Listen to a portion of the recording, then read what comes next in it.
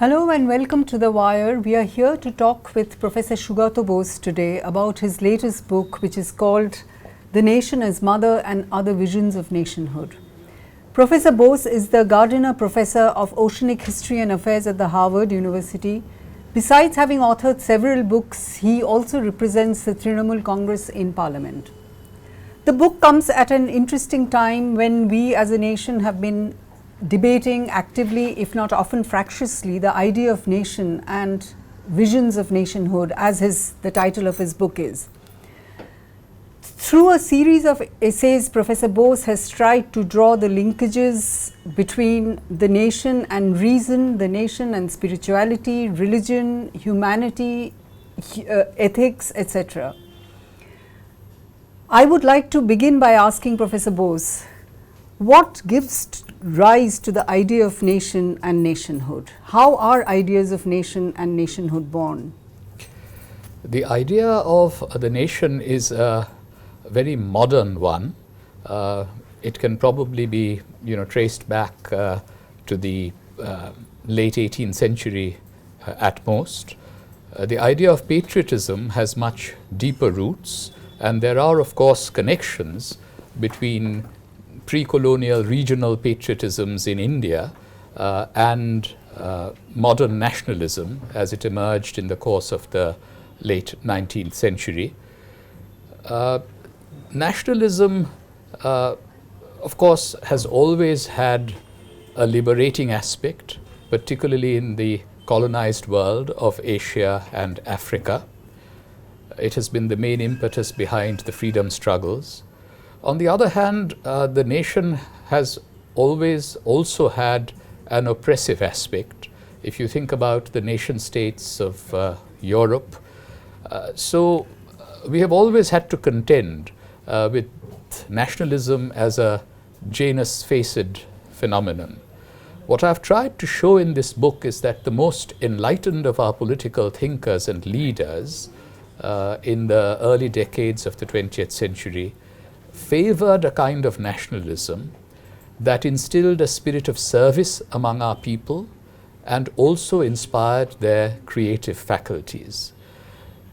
There was nothing compulsory or coercive about that kind of nationalism, and I felt that I needed to delve into history to recover the more generous and imaginative conceptions of nationalism in 2017, when nationalism as an oppressive sort of project seems to be taking hold in our country. You have drawn upon the works of major thinkers like Rabindranath Tagore, Aurobindo, Bankim Chandra, Gandhi. And in a way, reading your book, I felt that you have tried to gesture towards the different ideas of nationalism, not just one homogeneous idea as we often seem to be promoting these days. But you have tried to suggest that there have always been multiple ideas of nationhood or nationalism which have been in contention with each other, or sometimes they have coexisted with each other. Would you like to talk a bit about, for example, the differences between Rabindranath's nationalism and Gandhi's nationalism? Exactly. There have always been multiple visions and versions of a nationhood. I start the book with an introduction where I take Tagore's book on nationalism, right, published exactly 100 years ago, as the point of departure. Tagore says in that book that nationalism is a great menace. Right. He describes the idea of the nation as one of the most powerful anesthetics invented by man. And yet, if you read that book carefully, his position may be deemed nationalistic when it comes to his critique of British colonial rule. He says, for example, that in British newspapers, London street accidents are described with pathos when huge calamities in India don't get Right. any print space. And in his critique of the economic policies of British rule, he is not that different from a Dadabhai Nauroji or a Ramesh Chandra Dutt.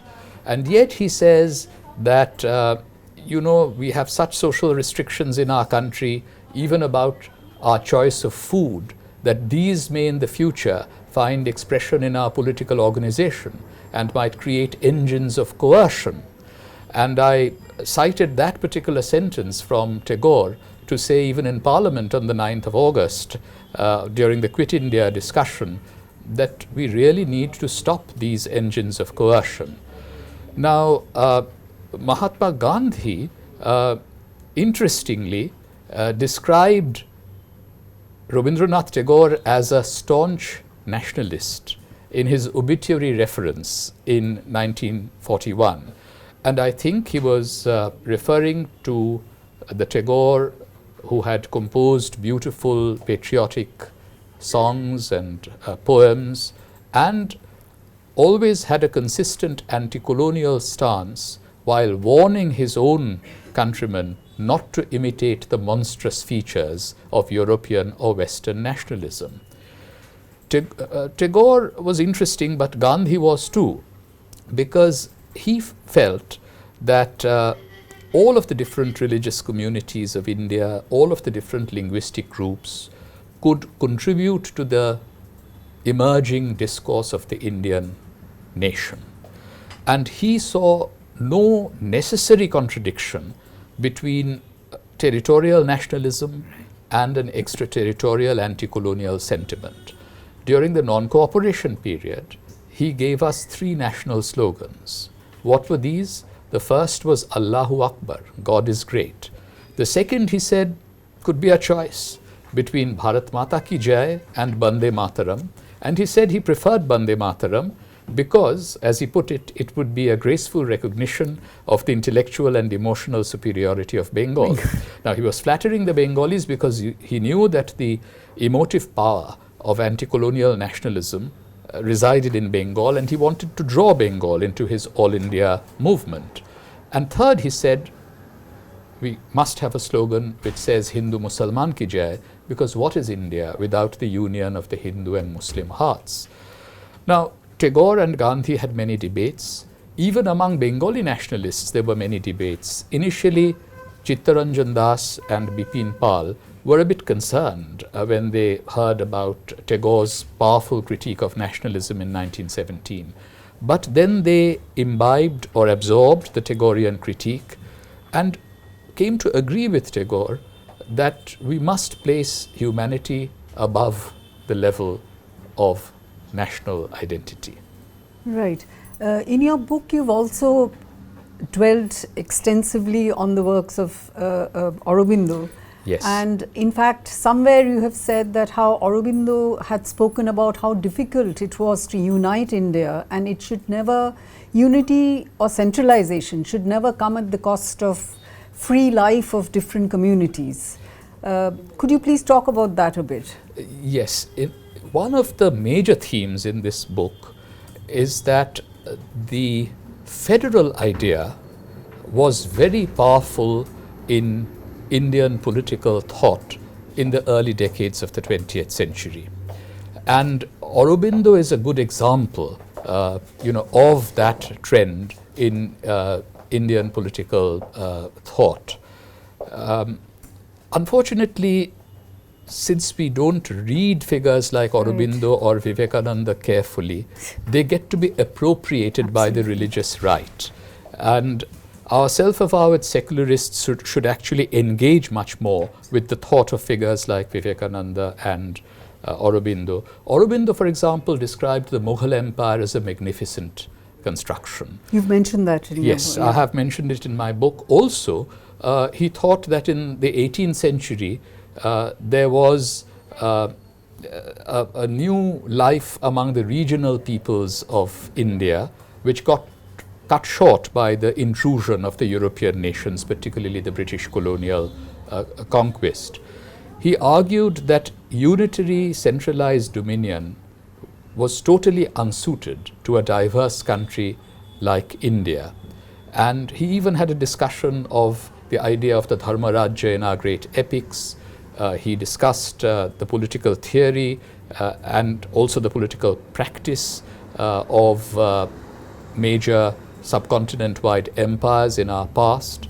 And he thought that we must respect the free life of the regional peoples and also what he described as communal, which we could regard as communitarian liberties. Right.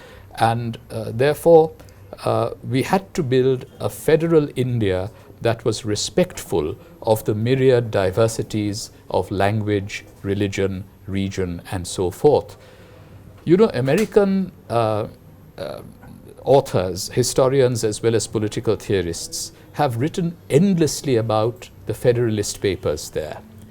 Our Federalist thought in the early decades of the 20th century was as sophisticated, if not more sophisticated, than what we find in US history. And we need to recover that. And this federal idea can in fact be a very major antidote to religious majoritarianism that we see in India today. We inherited the unitary centralized structure of the British Raj in 1947. But in 2017, 70 years on, the federalist vision of a united India has acquired renewed salience. And I, for one, genuinely believe that a free and flexible union of India will in the longer term be a stronger union of India.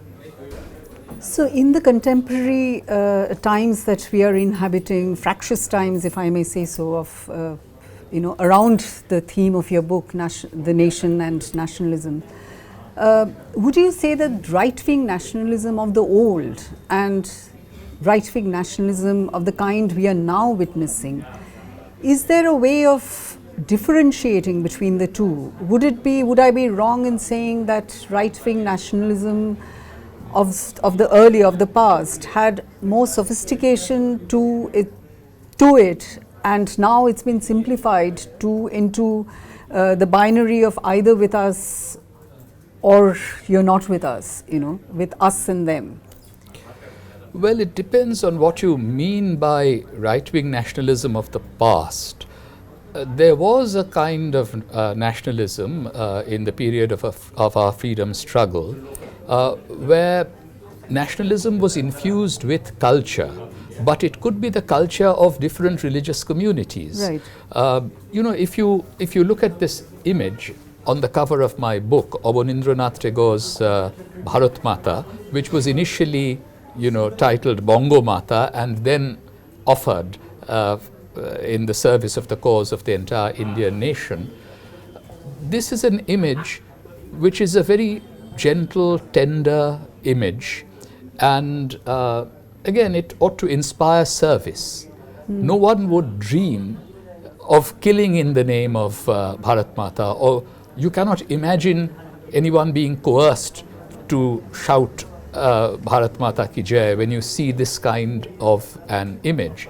Here, it's a mother symbol of the nation, offering the boons of food, clothing, learning, and spiritual salvation. But, in the early Gandhian era, the charkha and the crescent were equally symbols of our anti-colonial nationalism. So, I think we need not draw a very sharp distinction between so-called cultural nationalism and civic nationalism. Some element of culture would always be part of nationalism. And I think it's extremely important to recognize that the kind of virulent right-wing nationalism of today that you're talking about cannot be combated with pure intellect alone. And therefore, the earlier politics of affect have to be drawn upon in order to contest what is going on today. Of course, contemporary right-wing nationalism is not limited to India. It is a global phenomenon. Right. You see that in the United States of America, which is witnessing recrudescence of white nationalism.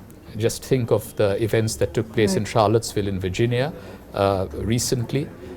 Here, nationalism is relying on a form of religious majoritarianism. And we also have to recognize that we cannot simply counterpose secular uniformity against religious majoritarianism or race-based nationalism. We need to have an understanding that we must respect differences in order to be able to rise above them. That's a much better way of moving forward to forge the kind of federal unity that I was talking about a moment ago. So what you just now said brings to mind your speeches that you've delivered in Parliament on Kashmir, for example, or post the JNU controversy on, I think, 24th February. Yes. And I think this is what you have tried to kind of caution anybody who's trying to impose aggressive form of homogenous nationalism. You've tried to caution against the pitfalls or against deepening the existing tensions and the existing conflict. As a leader of a major regional party, how do you see your party tackling this problem of nationhood, or of how would you say that the Trinamool Congress is competent, or if I'm perhaps I'm using the wrong word, but is ready to face the major challenge which in the coming days is going to be fought on the terrain of what constitutes the nation? We have some work to do in that respect, and I would say this about not just the Trinamool Congress, which is now the dominant regional party of Bengal, but of all regional parties. By and large, regional parties have thought in terms of regional or state autonomy. But I think that regional parties must come together to offer a coherent federal program. I think it's important to offer a national alternative to the kind of regional religious majoritarianism that we see today. So instead of simply defending one's own citadels, one's own states, one has to think in terms of an idea of a larger, flexible federal union. You were mentioning my speeches. The one on intolerance was a speech in which I said that intolerance is bad, but tolerance is not good enough. Right. That we must really work towards cultural intimacy among India's different communities. And I urged the government of the day to actually pursue akhlaq, the name of the man who was tragically killed. But what does akhlaq mean? It means ethics of good governance. In the speech which I gave, as you said, on the 24th of February, just after what had happened at Hyderabad University and JNU, I called for freedom of students, freedom of universities. I wanted students to be free to think, free to speak, and also they ought to be free to make mistakes in order to learn from them. And we have a terrible law of sedition from colonial times which gets to be misused.